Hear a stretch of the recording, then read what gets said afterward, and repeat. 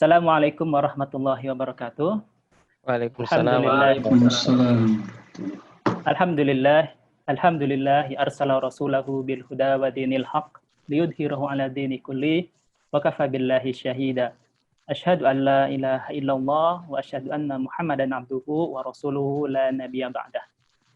Segala puji hanya milik Allah, penguasa semesta alam dan pemberi semua kenikmatan. Salawat beserta salam semoga tetap tercurah kepada baginda Nabi Muhammad SAW, pada keluarganya, para sahabatnya, dan kepada umatnya hingga akhir zaman.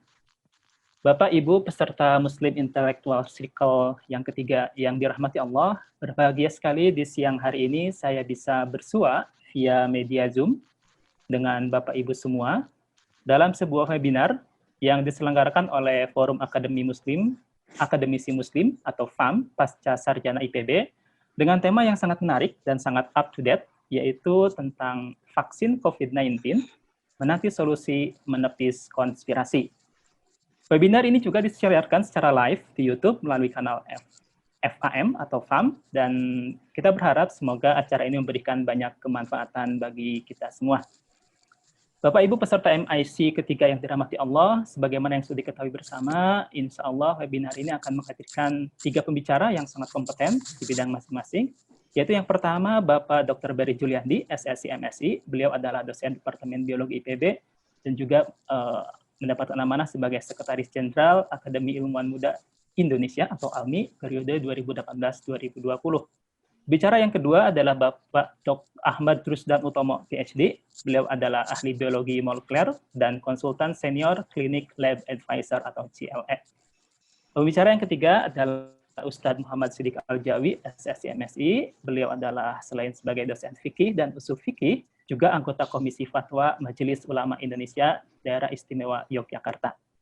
Alhamdulillah semua pembicara sudah terhubung di webinar ini. Saya sebagai moderator menghaturkan salam hormat untuk para pembicara, Pak Dr. Berry, Pak Dr. Ahmad Rusdan, dan Ustadz Siddiq Al-Jawi. Nanti kita akan berkenalan lebih dalam dengan semua pembicara di sesi berikutnya.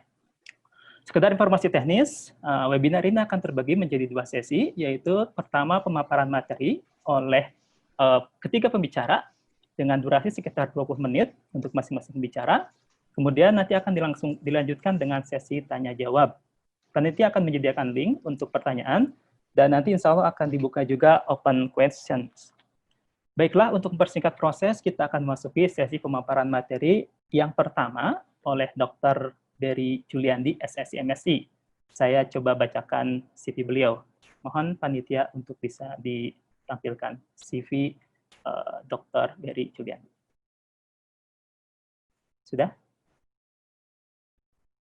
Ya, nama Dr. Berry Juliandi, SSI MSI, tempat tanggal lahir Jakarta 23 Juli 1978, pendidikan beliau ditempuh S1 di Departemen Biologi, Institut Pertanian Bogor, begitu juga dengan S2, dan S3 di Neuroscience Molekular, Nara Institute of Science and Technology, Jepang. Oh, ini senior science. Terus terang saya ngefans dengan beliau, dan mudah-mudahan bisa mengikuti kesuksesan beliau. Pekerjaan sebagai Sekretaris Jenderal Akademi Ilmuwan Muda Indonesia, tadi saya sampaikan, ALMI, Sekretaris Departemen Biologi FMIPA IPB, juga sebagai Kepala Laboratorium Veterinary Stem Cell PPSHB IPB. Pernah mendapatkan award sebagai First Winner Struggle with Politics Award, World Federation of Science Journalists Swiss 2019. Luar biasa. Beliau ini nanti kita akan, saya coba mohon izin untuk menyapa beliau. Assalamualaikum Pak Dr. Berry. Waalaikumsalam warahmatullahi wabarakatuh. Sehat ya Pak Dokter ya? Alhamdulillah sehat. Alhamdulillah. Ya, jadi selama 20 menit ke depan, Pak Dr. Berry diharapkan dapat memaparkan materi yang berkaitan dengan biologi vaksin. Nanti mungkin akan banyak hal yang bisa kita dapatkan dari pemaparan beliau, dan mudah-mudahan kita bisa sama-sama mengikuti dan memahaminya. Untuk lebih jelasnya kepada Pak Dr. Berry, kami persilahkan. Baik, terima kasih. Sekali lagi, selamat siang semuanya. Assalamualaikum warahmatullahi wabarakatuh. Waalaikumsalam warahmatullahi wabarakatuh. Puji syukur kita panjatkan kepada Allah Subhanahu wa Ta'ala. Hari ini kita bisa berkumpul semua pada acara yang sangat berbahagia ini, dan semoga akan sangat bermanfaat bagi kita semua. Saya ingin menyapa dulu Mas Erus yang sedang berada di Jepang. Semoga selalu sehat. Amin, amin. Bapak Eko Cahyadi sebagai pembina ya dari Forum Akademisi Muslim Pasca Sarjana Institut Pertanian Bogor, dan juga Pak Ahmad serta Ustadz Sidik sebagai pembicara, dan tentu saja seluruh rekan-rekan semua yang tidak mungkin saya sebutkan satu persatu. Terima kasih sudah mengundang pada acara ini. Saya akan berusaha menyampaikan mengenai biologi vaksin ya, seperti yang dimintakan kepada saya materinya. Namun sekedar informasi bahwa materi ini akan sulit untuk dijelaskan dalam waktu 20 menit ya, karena kalau kuliah saja ini sangat panjang sekali ya, bahkan bisa satu mata kuliah sebetulnya. Namun saya akan berusaha memberikan yang penting-penting saja, dan akan banyak penyederhanaan ya, karena saya tahu audiens ini bukan dari kalangan yang semuanya memiliki latar belakang pendidikan di bidang biologi atau biomedis gitu. Jadi saya mohon maaf jika dianggap terlalu menyederhanakan, karena tujuannya bukan untuk memberikan kuliah, tapi lebih memberikan sedikit wawasan dan menstimulasi ya, agar bisa mencari lebih dalam lagi setelahnya begitu. Baik, saya akan mulai share screen saya. Yang akan saya bahas pertama kali adalah tentang imunitas. Ya. Imunitas atau sistem pertahanan tubuh ini kita miliki ya sebagai manusia sejak kita tercipta. Ya, sejak kita tercipta. Imunitas ini ada dua jenis, ya. Ada yang disebut imunitas non-spesifik atau kekebalan non-spesifik, dan ada imunitas atau kekebalan yang spesifik. Nah, apa yang membedakan?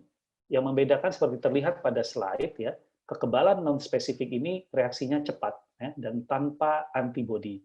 Sedangkan yang spesifik ini reaksinya lambat, spesifik terhadap mikroba atau patogen tertentu. Ya. Nah, yang kita bicarakan hari ini mengenai vaksin atau nanti prosesnya yang disebut dengan nama vaksinasi, ini adalah yang kekebalan spesifik. Ya. Namun kita bahas dulu secara general. Ketika ada invasi mikroba atau patogen ya ke tubuh kita, maka kekebalan non-spesifik ini memiliki dua jenis pertahanan. Yang pertama eksternal. Jadi seperti kulit kita dan membran mukosa atau membran lendir yang ada di hidung, ada di tenggorokan ya. Ini semua adalah pertahanan eksternal tubuh kita. Kita juga punya air mata yang melindungi mata kita, lalu ada lisozim ya, sejenis enzim yang bisa menghancurkan berbagai jenis mikroorganisme yang berada misalnya di mulut ya, dan juga ludah atau saliva. Lalu kita punya pertahanan non-spesifik yang internal, yang kita sebut dengan nama sel-sel fagosit. Sel fagosit ini sebagai contoh adalah ada yang disebut dengan nama sel neutrofil, monosit, dan eosinofil. Kenapa disebut non-spesifik? Karena sel-sel fagosit ini akan memakan. Fago itu artinya phage, itu artinya makan, akan memakan siapapun atau apapun yang dianggap berbahaya. Makanya disebut non-spesifik. Ya. Lalu ada protein antimikroba yang dihasilkan tubuh kita, lalu ada respon peradangan atau inflamasi, dan sel pembunuh alami. Nanti akan kita bahas lebih detail di belakang. Nah, sedangkan yang kekebalan spesifik, ini ada yang kekebalan humoral, atau kekebalan yang berupa cairan. Humor itu artinya cair. Ya. Makanya kalau kita nonton humor, inginnya suasana cair, mungkin begitu maksudnya ya. Lalu ini berupa antibodi. Nah, ini yang nanti akan terkait dengan vaksin. Yang disekresikan oleh sel limfosit B. Dan dia bekerja ketika antigen masih berada di luar sel. Jadi ketika nanti di belakang saya akan jelaskan bagaimana benda asing itu atau antigen itu bisa berada di luar daripada sel dan bisa berada di dalam. Nah, ketika antigen sudah masuk ke dalam, nanti ada namanya kekebalan seluler. Ya, ini biasanya dilakukan oleh sel limfosit T dan bekerja tadi seperti sudah saya katakan ketika antigen berada di dalam sel. Oke. Nah, ini adalah contoh ya, contoh dari kekebalan non spesifik ya. yang berada di kulit kita. Jadi ketika rekan-rekan ya tertusuk jarum misalnya, jarum itu pasti mengandung mikroorganisme, misalnya bakteri. Nah, bakteri yang masuk ini ya ini mengakibatkan sel-sel yang rusak ya, baik akibat tadi tusukan bakteri atau akibat dari tusukan jarum maupun daripada infeksi bakteri. Ini sel kita yang rusak akan mengeluarkan namanya histamin ya. Nah, histamin ini mengakibatkan pembuluh darah kita itu berdilatasi atau menjadi lebar pori-porinya, sehingga yang tadinya sel-sel darah putih atau sel komponen lain dari sel darah tidak bisa keluar ke tempat lain selain di pembuluh darah, dia jadi bisa keluar. Jadi seperti dilihat di gambar 2 ya, pembuluh darah menjadi lebar sehingga sel-sel bisa keluar. Nah, sel-sel yang keluar ini misalnya sel-sel fagosit, tadi saya bilang bisa memakan apapun, ya, tidak spesifik, ini akan menelan bakteri dan sampah-sampah seluler atau sel-sel tubuh kita yang rusak. Nah, ini juga yang mengakibatkan rasa gatal. Ya, histamin ini selain melebarkan pembuluh darah juga bisa menimbulkan rasa gatal dan juga misalkan menjadi bersin kalau ada ada sesuatu yang masuk di hidung gitu ya, dan bisa menimbulkan kemerahan ya, semacam radang. Oleh sebab itu makanya teman-teman biasanya ketika ada kasus alergi atau ada kasus seperti ini peradangan, itu diberi obat namanya antihistamin ya, supaya meredakan gejala-gejala tadi, gatal, rasa sakit radang dan lain-lain. Sederhananya seperti itu. Oke. Nah, sistem pertahanan yang spesifik sekarang, kalau tadi yang non-spesifik. Ya. Tadi sudah saya jelaskan di depan dilakukan oleh sel darah kita yang disebut dengan nama limfosit, salah satu jenis dari sel darah putih. Ya. Nah, ini dipicu oleh antigen, ya, dan macam-macam yang disebut dengan nama antigen ini bisa molekul di permukaan virus, bisa bakteri, bahkan sel kanker, bisa serbuk sari. Jadi di beberapa negara itu justru antigen yang sangat menyiksa adalah ketika musim semi ya, ketika polen atau serbuk sari ada, dan juga debu ya. Makanya ada beberapa teman-teman kita juga yang mengeluarkan histamin ketika terkena debu dan bersin begitu ya. Nah, adanya antigen ini atau senyawa asing ini memicu pembentukan antibodi ya. Jadi antigen adalah senyawa asingnya, antibodi adalah yang kita produksi. Nah, setiap antibodi itu spesifik untuk antigen tertentu. Jadi sudah ada pasangannya. Antigen kalau masuk, misalnya antigen A, maka antibodinya A. Kalau ada antigen B yang masuk, maka antibodinya B, dan seterusnya. Nah, seperti dilihat pada tabel, penghasil daripada jenis limfosit yang tadi ada di depan, ya, seperti teman-teman kalau tadi masih ingat, ada yang kekebalan humoral, ada yang kekebalan seluler, ini jenisnya berbeda-beda. Ada yang disebut dengan nama limfosit sel B, ya. Lalu ada namanya limfosit sel T. Sama-sama dihasilkan di sumsum tulang, ya, tapi pendewasaannya berbeda. Yang B pendewasaannya di sumsum tulang, kalau yang T ada di timus. Nah, di manakah timus nanti kita tunjukkan. Nah, jadi tadi juga sudah kita bahas mengenai antigen dan kekebalannya. Nah, kekebalan spesifik tadi, ya, kalau sel limfosit B itu tadi menghasilkan antibodi, sudah kita bahas juga. Kalau sel limfosit T, dia akan membunuh antigen di dalam sel, dan biasanya sel yang mengandung antigen itu juga ikut rusak. Nanti kita bahas di belakang juga. Nah, inilah gambar daripada sistem limfatik manusia. Ya, ini menyebar di seluruh tubuh, dan ada nodus-nodusnya. Jadi kalau teman-teman lihat di sini ada nodus-nodus tempat sistem limfa yang salah satunya mengandung sel darah putih tadi limfosit ya, maka namanya limfosit itu beredar di tubuh kita. Nah, timus ini berada di sekitar ini. Jadi inilah tempat sel limfosit T dimatangkan. Nah, ketika ada antigen yang masuk pertama kali ke dalam tubuh kita, maka tubuh kita akan memberikan namanya respon primer atau respon pertama, ya. Jadi kalau ini ada gambar antigen, di sini ada sel limfosit, ya.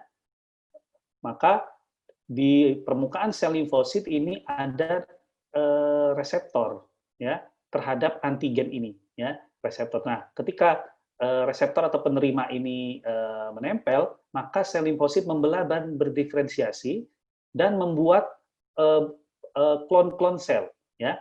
Klon-klon sel ini yang juga merupakan sel limfosit lalu melepaskan molekul antibodi, sehingga terbentuklah antibodi yang pertama kali di tubuh kita untuk antigen yang masuk ini, ya. Lalu sebagian daripada sel itu akan menjadi namanya sel B memory atau sel yang mengingat, ya, sel B memory. Sel B memory ini akan terus ada dalam tubuh kita.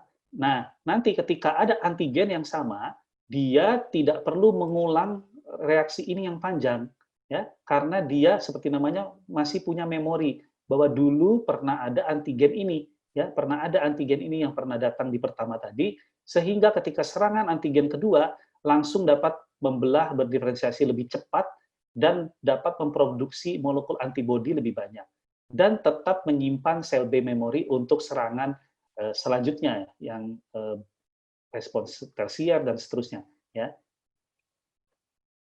Nah, jadi kalau kita petakan, ya, serangan pertama ini kalau teman-teman lihat, ya, ini ada serangan pertama di sini misalnya hari ke-1 atau hari ke-0 misalnya antigennya X, maka tubuh kita akan dapat membuat antibodi, konsentrasi antibodi sekitar ini misalnya, ya, antibodi terhadap X. Lalu ketika sudah ada antibodi, kita selesai simptomnya atau penyakitnya, maka akan turun. Ya, jadi ini proses kira-kira 1 bulan misalnya. Nah, ketika ada serangan antigen X lagi yang kedua, ya, dan misalkan ini bersamaan dengan serangan pertama antigen lain yang namanya antigen Y, maka antibodi yang X itu akan melonjak naik sangat cepat. Ingat tadi respons sekunder. Karena dia sudah paham, sudah belajar, maka akan ada respons sekunder dan antibodi dihasilkan lebih tinggi. Namun untuk antigen Y, karena ini pertama kali, maka antibodinya sedikit, karena dia baru respon primer. Ya. Jadi ini kira-kira secara sederhana, ya, kenapa diperlukan imunisasi atau vaksinasi.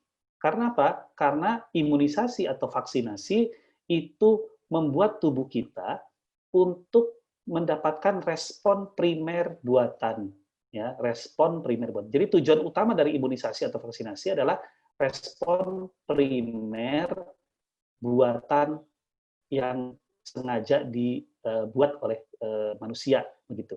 Kenapa? Kan sebenarnya bisa aja respon primer secara alami. Nah, kadang-kadang ketika respon primer secara alami terkena penyakit, karena antibodi kita yang pertama tidak terlalu tinggi, dan karena keganasan penyakit, kita tidak mampu melewati masa respon primer tersebut, sehingga bisa meninggal atau menimbulkan cacat permanen atau yang lainnya. Jadi, dengan imunisasi atau vaksinasi, kita membuat respon primer buatan dengan jalan biasanya yang diberikan sudah dilemahkan atau sudah mati dan lain-lain, ya, antigennya. Nanti kita akan bahas juga tentang bahan-bahan itu. Nah, tadi kalau teman-teman ingat juga ada yang namanya kekebalan seluler. Ini tidak ada hubungan dengan vaksin. Jadi saya tidak akan bahas detail, tapi pada intinya perbedaannya tidak dibuat antibodi. Jadi kalau ada antigen, antigen ini akan diserang oleh makrofag misalnya, lalu dihancurkan. Nah, di sini ada yang namanya antigen presenting cell. Jadi sel yang menghasilkan, yang mampu mempresentasikan atau menampilkan antigen di dalam tubuhnya. Nah, ini ada proteinnya. Nah, jadi nanti protein ini akan mengikat antigen yang sudah hancur dan dia seperti bilang ke sel-sel lain bahwa saya sedang mendapatkan antigen loh ini di tubuh saya. Nah, nanti ada namanya sel T pembantu, ya, yang mengenali antigen presenting cell ini. Lalu ketika sudah dikenali, maka si sel T pembantu itu bisa mengeluarkan senyawa sitokin, ya, atau senyawa yang dihasilkan oleh sel menjadi merangsang, ya, sel T sitotoksik dan sel B. Nah, sel B ini bisa membuat antibodi kalau tadi masih ingat. Sedangkan yang kita akan bahas sekarang yang ini saja, yang sel T sitotoksik. Ketika ada sel T sitotoksik mengenali APC, nah ini APC atau antigen presenting cell, lalu ada sel sitotoksik mengenali, maka sel T sitotoksik akan mengeluarkan senyawa yang disebut perforin, sehingga membran sel dari yang memiliki antigen ini, atau yang tadi mengandung benda asing ini, akan bolong dan rusak sehingga selnya lisis. Karena selnya lisis, maka antigennya hilang. Inilah disebut dengan nama kekebalan seluler, ya, yang tanpa antibodi. Nah, praktek daripada sistem imunitas atau pembuatan imunitas buatan, ya, atau kalau kita bilang ini namanya imunisasi buatan, ini sebetulnya kalau bisa dilacak di dalam sejarah ada banyak sekali. Namun yang catatannya cukup lengkap ini yang di Cina, ya, yang catatannya lengkap. Jadi bisa telusuri sekitar 200 tahun sebelum Masehi, ya. Seperti terlihat pada gambar, ini adalah gambar dari orang Cina yang terkena cacar, ya.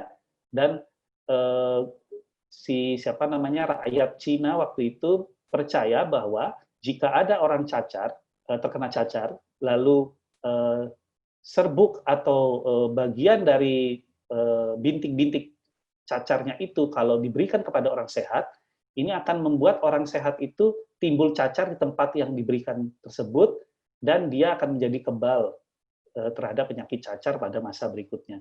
Jadi ini dilakukan sudah lama di Cina, dan bahkan beberapa pemimpin atau kaisar Cina ini dilaporkan melakukan hal tersebut, ya.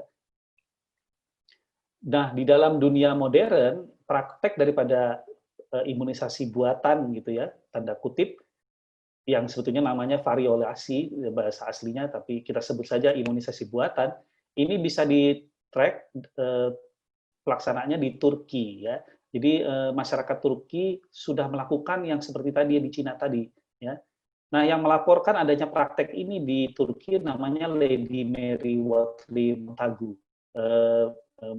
Dia adalah salah satu orang Inggris yang menemani suaminya bekerja di Turki, dan anak daripada Lady Mary ini mendapatkan praktek imunisasi buatan ini di Turki, ya.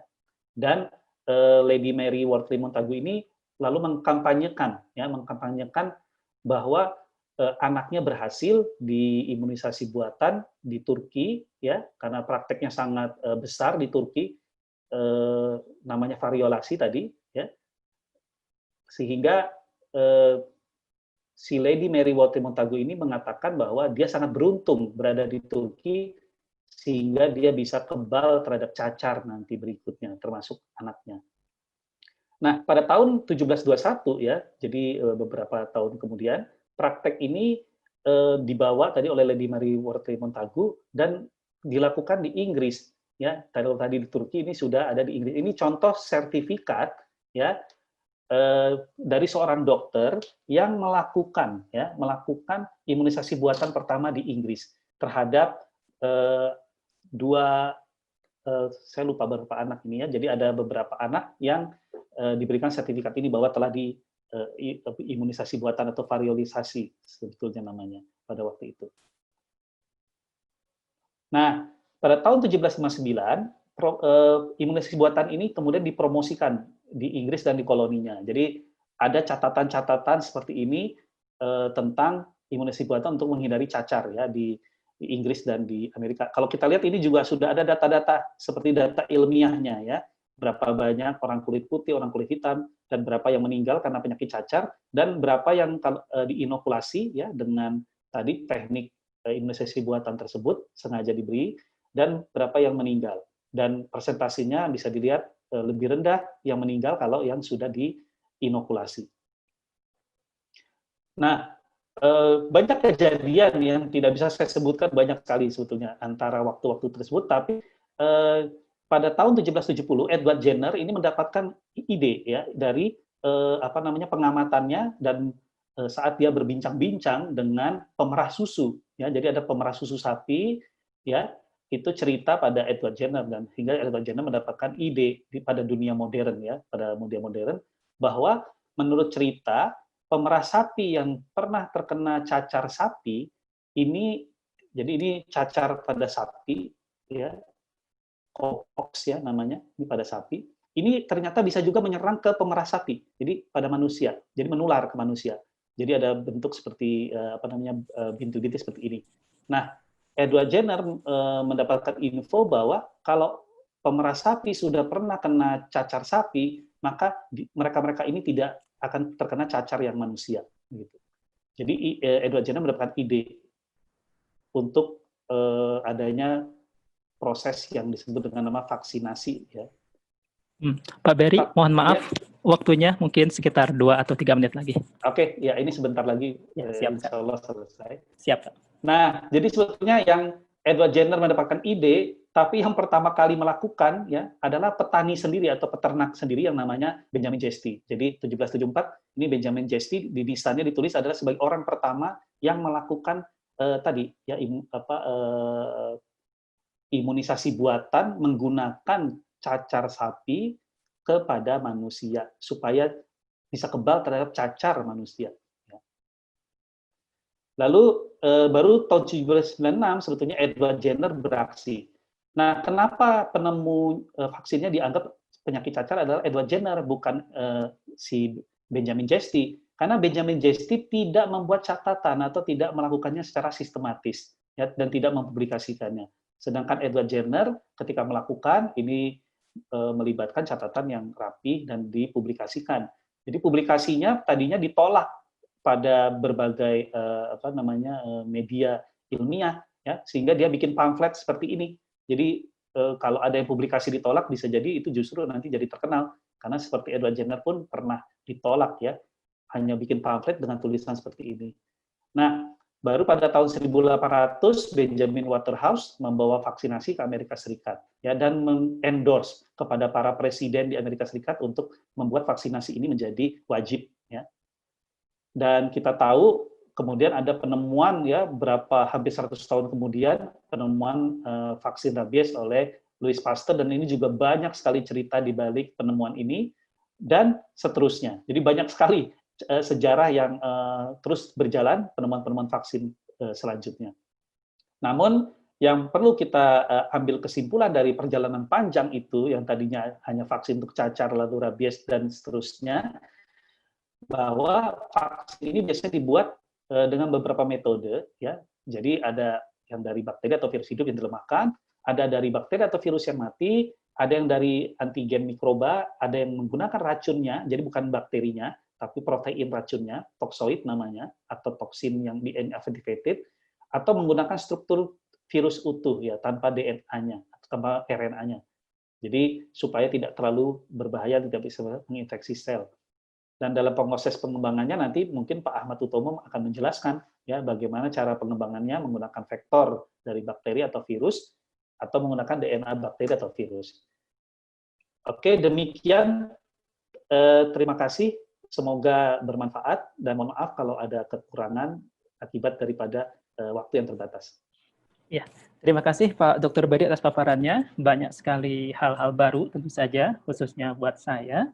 Tapi ada beberapa hal yang menjadi catatan, seperti dalam tubuh kita ternyata ada respon yang primer, tadi ada yang spesifik, ada yang non-spesifik. Nah, kemudian juga ketika ada antigen masuk, maka ada proses pembuatan antibodi, ada penyimpanan memori, ternyata sangat kompleks gitu. Apa yang terjadi dalam tubuh kita. Subhanallah, Allah Ta'ala menciptakan tubuh ini dengan begitu rupa, sehingga bisa menjaga keberlangsungan kehidupannya. Tadi di bagian akhir ada penjelasan tentang sedikit disinggung tentang vaksin dan pengembangannya. Nanti kita akan coba gali lebih dalam berhubungan dengan pembicara yang kedua.